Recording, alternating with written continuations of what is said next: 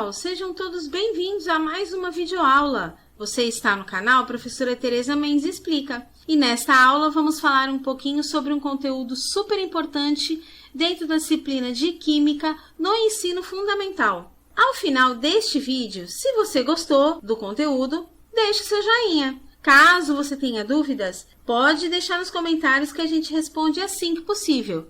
E é claro, se você puder, compartilhe com seus amigos para dar aquela força para o nosso canal. Prontos para mais uma videoaula? Então, bora lá!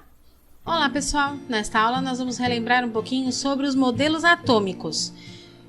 Os modelos atômicos é muito mais antigo do que da época de Dalton, que a gente vai falar aqui um pouquinho, né? Começou falando sobre os 4 elementos da natureza, né?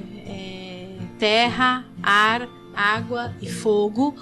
E aí, a partir disso, os estudiosos foram aprimorando cada vez mais seus estudos. Os 4 modelos atômicos que são considerados como modelo, né, a gente começa falando aí do Dalton. Na época do Dalton, ele falava que a matéria era formada por átomos, que na época ele julgava que eram partículas minúsculas, maciças, esféricas e indivisíveis. Então esse foi o primeiro modelo atômico que a gente teve. Então ela era semelhante a uma bola de bilhar. E aí, com o passar do tempo, os outros cientistas foram pegando as ideias dos anteriores e foram aprimorando. Então Thomson, ele estudou um pouco o que Dalton tinha falado, mas ele falou, não, tem mais coisa, não é só isso, né? Então ele dizia que o átomo era constituído por uma partícula esférica e que tinha carga positiva, que não era maciça como Dalton falava, e que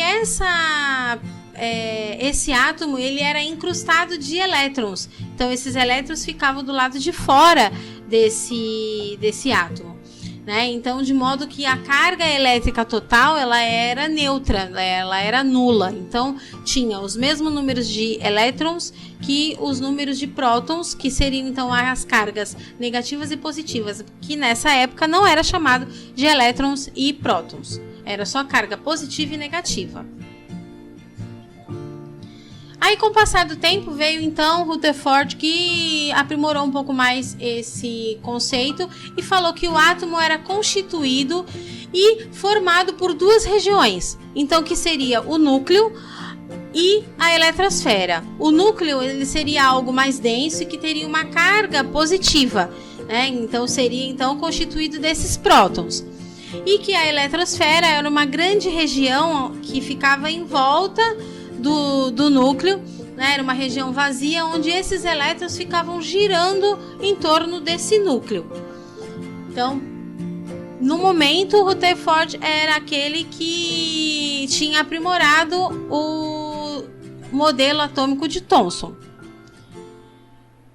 Com o passar do tempo, foi se estudando esse modelo de Rutherford e foi criado o último modelo aí, que é o modelo de Bohr, né? Então, que ficou sendo chamado de Rutherford-Bohr. O que acontece é o seguinte, Bohr falou assim, olha, os elétrons, eles podem se mover sim do lado de fora, então isso tá certo, só que eles se movem numa órbita circular, e cada órbita apresenta uma quantidade de energia bem definida, né, que seria então o que a gente chama de camada ou nível de energia. E cada elétron ele ficava ali daquele átomo naquela camada de energia, podendo modificar essa camada, se fosse o caso, conforme a necessidade do átomo.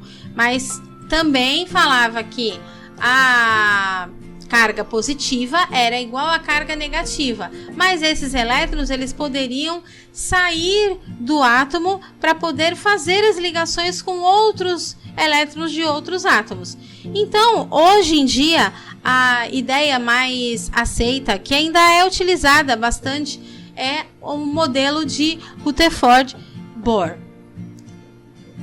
Nesta aula é só, até a próxima!